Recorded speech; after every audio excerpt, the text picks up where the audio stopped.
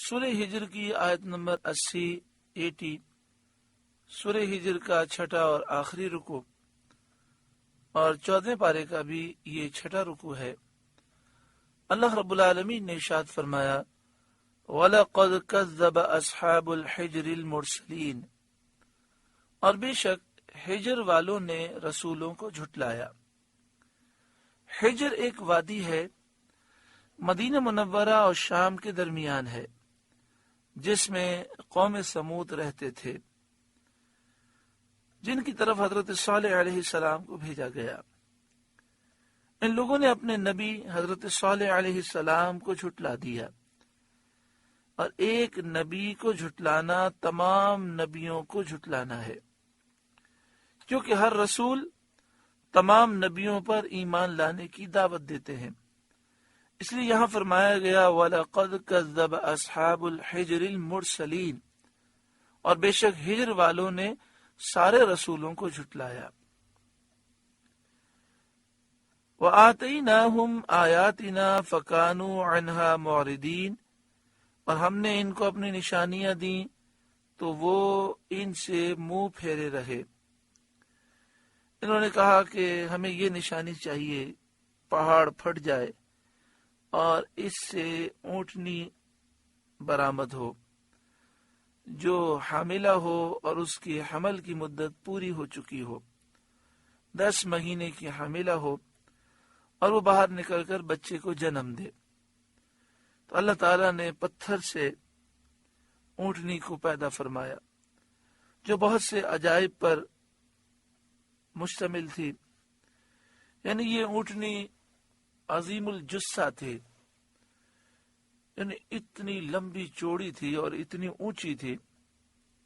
اس کے عظیم الجثہ ہونے کا اندازہ اس سے لگائیے کہ قوم سمود بہت لمبے چوڑے اور بہت اونچے اونچے تھے،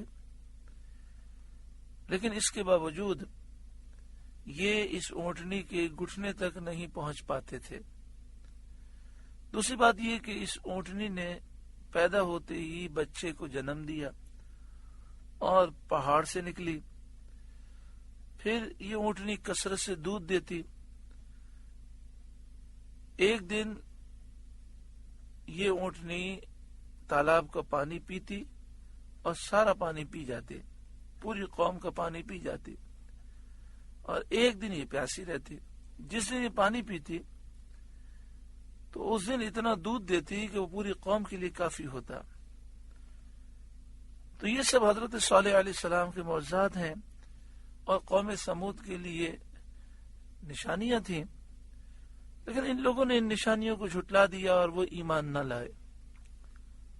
وَكَانُوا يَنْحِتُونَ مِنَ الْجِبَالِ بُيُوتًا آمِنِينَ، اور وہ پہاڑوں میں گھر تراشتے تھے بے خوف، یعنی انہیں ان گھروں کے گرنے کا کوئی اندیشہ نہیں تھا۔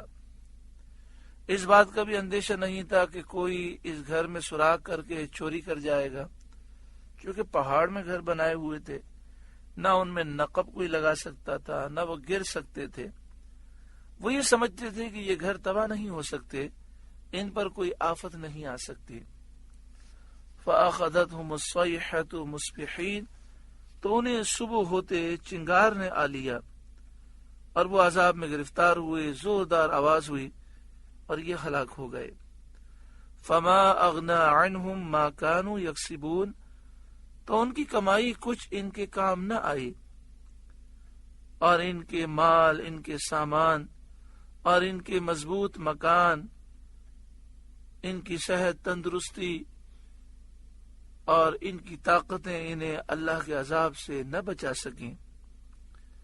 وَمَا خَلَقْنَا السَّمَاوَاتِ وَالْأَرْضَ وَمَا بَيْنَهُمَا إِلَّا بِالْحَقِّ، اور ہم نے آسمان و زمین اور جو کچھ ان کے درمیان ہے ابس نہ بنایا، بیکار نہ بنایا۔ اس میں عبرت کی نشانیاں ہیں۔ وَإِنَّ السَّاعَةَ لَآتِيَةٌ فَاصْفَحِ الصَّفْحَ الْجَمِيلَ، اور بے شک قیامت آنے والی ہے، تو ہے محبوب آپ اچھی طرح درگزر کریں۔ یعنی قیامت آئے گی اور ہر ایک کو اس کے عمل کی جزا ملے گی۔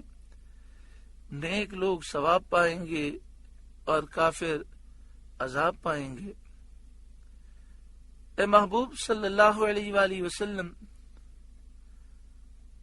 اپنی قوم کی ایذاؤں پر آپ تحمل کریں، درگزر کریں، برداشت کریں۔ فاصفح الصفح الجمیل، تو اے محبوب آپ اچھی طرح درگزر کریں۔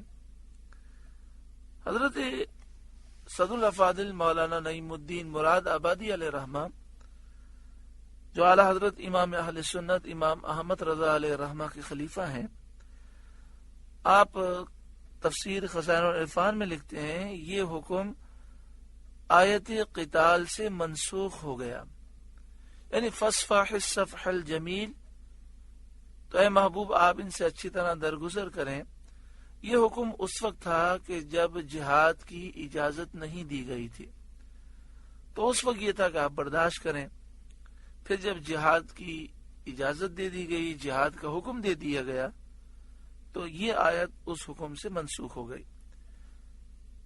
آپ نے صد الافاضل علیہ رحمہ نے لکھا کہ یہ حکم آیت قتال سے منسوخ ہو گیا۔ آگے ارشاد فرمایا ان ربک هو الخلاق العلیم، بے شک آپ کا رب ہی بہت پیدا کرنے والا، جاننے والا ہے۔ اسی نے سب کو پیدا کیا اور وہ اپنی مخلوق کے تمام حال جانتا ہے۔